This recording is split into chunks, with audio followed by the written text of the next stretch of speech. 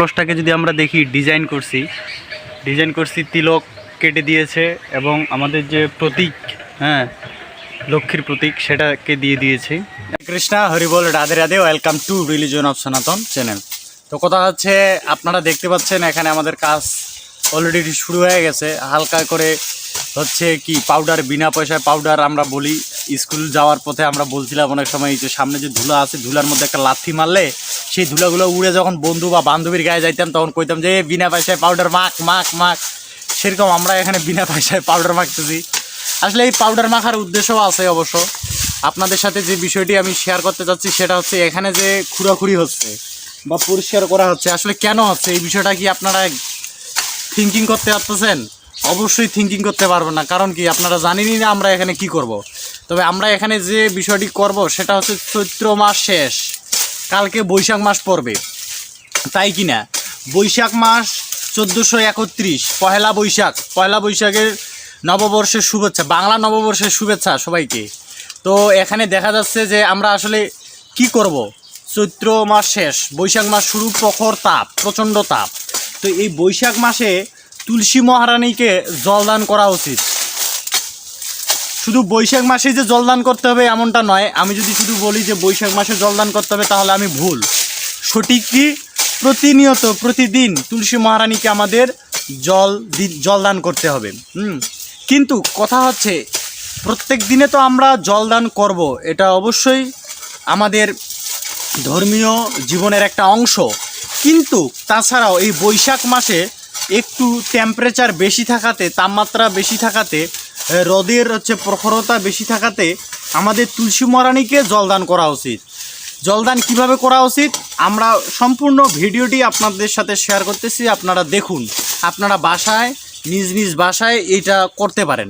কারণ এটা আমাদেরকে করতে হবে, কারণ এর অনেক মাহাত্ম্য রয়েছে।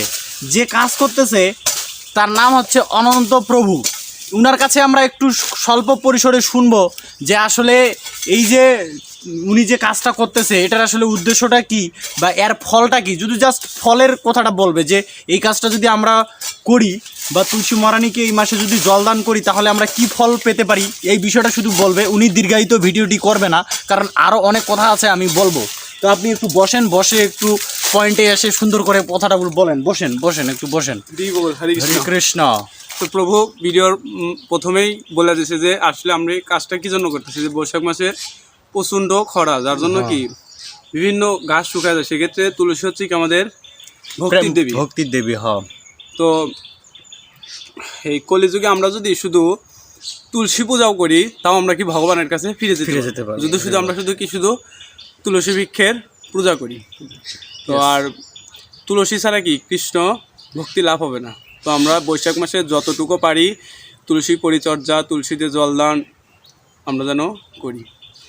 হ্যাঁ, কারণ এই যে তুলসী, এই জন্য বললাম যে প্রচণ্ড তাপ। হ্যাঁ, এই জন্য দেখবেন যে অন্যান্য গাছগাছালি যেগুলো ফল দেয়, যেমন কাঁঠাল, আম, এগুলো গাছের গোড়ায় আমরা জল ঢালি। আপনি দেন না? অবশ্যই দেন। মনে পড়ছে সেই ঘটনা? কথা হচ্ছে সেরকম তুলসী মহারানী হচ্ছে তুলসী কৃষ্ণ প্রেয়সী। অর্থাৎ তুলসী বন্দনার সময় আমরা দেখি যে তুলসী কৃষ্ণ প্রেয়সী, মানে তুলসী দেবী হচ্ছে কৃষ্ণের প্রেয়সী, অর্থাৎ কৃষ্ণের কাছের ব্যক্তি। তো আমরা যদি কোনো কারো কাছে যেতে চাই, ভগবানের কাছে যেতে চাই, তো আগে হচ্ছে তুলসী মহারানীকে সন্তুষ্ট করতে হবে, তাহলে ভগবানের আমরা কৃপা পাবো। তো যাই হোক, ভিডিওটি বেশি দীর্ঘায়িত করব না, সম্পূর্ণ ভিডিওটি দেখুন, তাহলে বুঝতে পারবেন যে আসলে আমরা এখানে কি করতেছি। হরে কৃষ্ণ। কৃষ্ণ। তো এই যে কথা হচ্ছে, এটা হচ্ছে কলস, জলের কলস থাকবে উপরে এবং সুন্দর করে ডিজাইন করা হচ্ছে, আপনারা দেখতে পাচ্ছেন। এবং ডিজাইনে অংশগ্রহণ করতেছে সুদূর দিনাজপুর থেকে আগত, এর নাম হচ্ছে উৎসব, ফ্রি ফায়ারের বস।